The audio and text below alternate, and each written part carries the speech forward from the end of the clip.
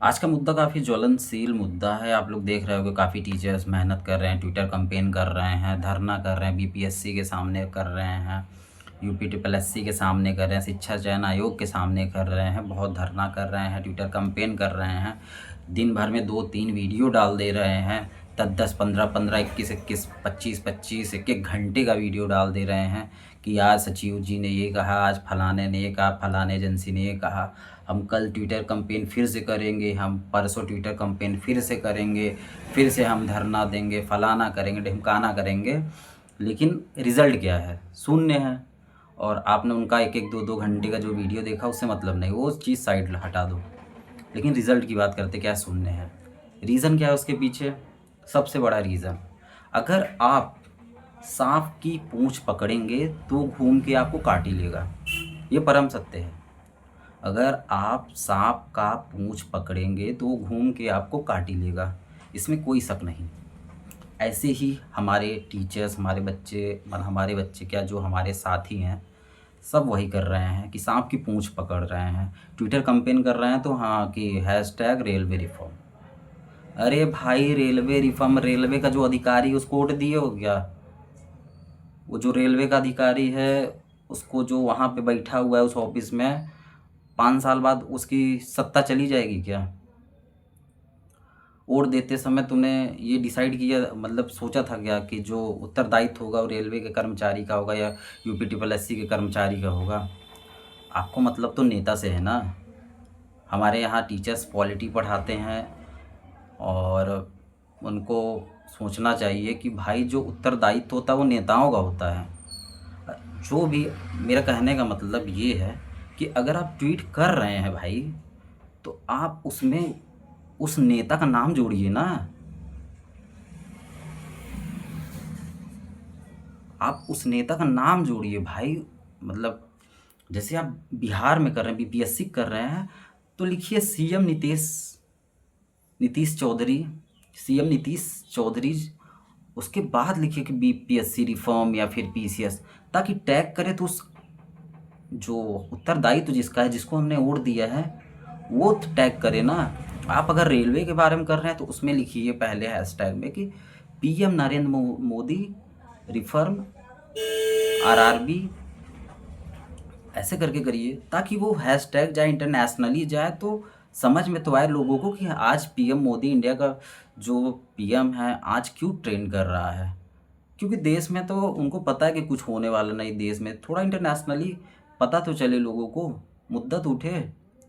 और उससे कुछ होगा नहीं होगा, लेकिन थोड़ा एक तो बदलाव होगा कि आप एक उत्तरदायित्व वाले इंसान से बोल रहे हैं। ये नहीं कि हाँ बीपीएससी में बैठा इंसान या फिर यूपी ट्रिपल एससी में लोक सेवा आयोग में बैठा इंसान से आप पूछ रहे हैं।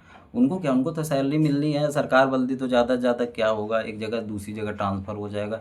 सैलरी तो कम होनी नहीं है, ना ही बेसिक सुविधाएं कम होनी है। और धरना की बात करते हैं, धरना देते हैं किससे? शिक्षा चयन आयोग के सामने देते हैं, लोक सेवा आयोग के सामने अरे भाई, उनके सामने क्यों देना है धरना? वो क्या करेंगे? वो तो आके वादे करके चले जाते, लास्ट में बोलते कि ऊपर से अभी आदेश नहीं आया। अरे तो भाई, ऊपर वाले के सामने धरना करो। कर रहे हो धरना तो सीएम ऑफिस के सामने करो, पीएम ऑफिस के सामने करो। नहीं दूर जा पा रहे हो तो अपने आसपास के सांसद के सामने करो। ऐसे करो ना। शिक्षा ये सब आयोग सुनने वाला नहीं है। कितने साल से कितने छात्रों ने कितने साल से कर रहे हैं, कुछ रिजल्ट आता नहीं है। लास्ट में आएगा भी तो कितना, 0.1%। अरे भाई, 0.1% के लिए कर रहे हो सारा इतना मेहनत? अरे भाई, धरना देना है, जो भी करना है, ऐसे इंसान के सामने करो कि जो इसका दायित्व, उत्तरदायित्व जिसका हो। तो मेरा कहने का मतलब है कि अगर आप धरना करें तो सीएम ऑफिस, पीएम ऑफिस, सांसद, विधायक, जो उत्तरदायित्व वाले लोग हैं उनके सामने करें। और अगर हैशटैग भी डालना है तो पीएम सीएम अटैच करके डालें, ऐसे ना डालें। मैं देखा कल सचिन सर का मैंने वीडियो देखा, तो सचिन सर 4 अगस्त का हैशटैग बनाए हुए थे, तो उसमें बीपीएससी का था, बीपीएससी डीआरई का, तो उसमें भी मुझे मिसिंग लगा, साफ साफ मुझे मिसिंग लगा कि भाई तुम उत्तरदायित्व वाले इंसान के से पूछो ना। उसमें सीएम नीतीश चौधरी मिसिंग था। तो मेरा मानना है कि अगर कुछ भी, अगर आप हैशटैग बना रहे हो तो उसमें सीएम और पीएम को ज़रूर हैशटैग करें। अगर यूपी है तो सीएम योगी हैशटैग सीएम योगी शिक्षा चयन जो भी है ऐसे करके यूपी ट्रिपल एससी जो भी है, तो कम से कम यार पता तो चले कि हाँ योगी जी की नाकामी है या फिर नीतीश जी की नाकामी है। साफ साफ ऐसा लग रहा है जैसे शिक्षा चयन आयोग की गलती है, लोक सेवा आयोग की गलती है। अरे भाई ऊपर से इंसान बैठा है, अगर वो दबाव डालेगा प्रेशर करेगा तो नीचे वाला तो काम करेगा ही ना।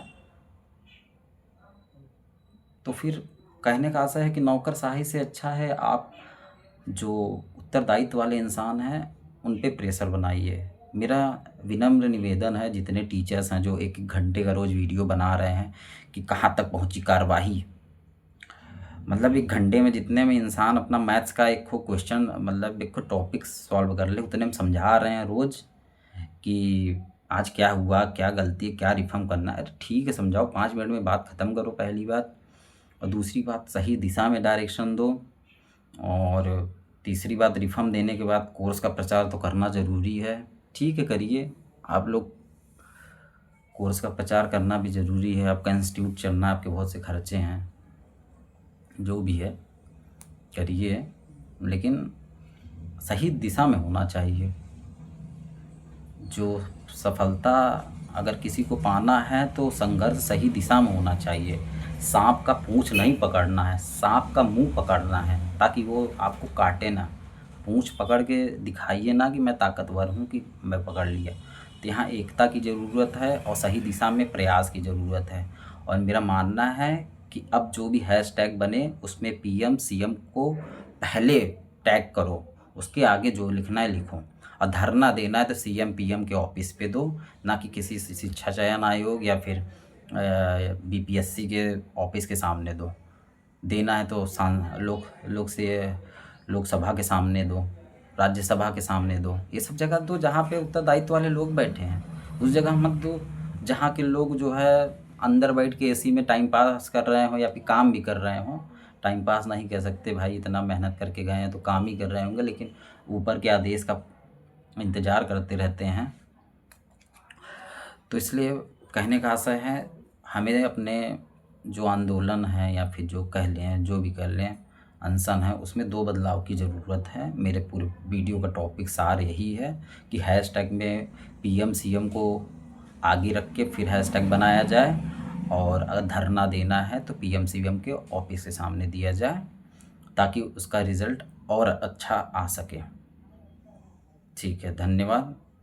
और अगर आपको मेरे विचार ना सही लगे हों तो मान लीजिएगा कि आप 1-2 मिनट का जो 5 मिनट का जो रील्स देखने में टाइम बिता देते हैं उसमें बिता दिए हैं। ठीक है, और अगर सही लगी हो तो मेरी बात का समर्थन करें, और जो आपके प्रिय गुरुजन लोग हैं उनके नीचे ये बात उनके कमेंट में लिखें कि उनको भी समझ में आए कि चीज़ें कैसी करनी हैं, किस डायरेक्शन में करनी है। धन्यवाद।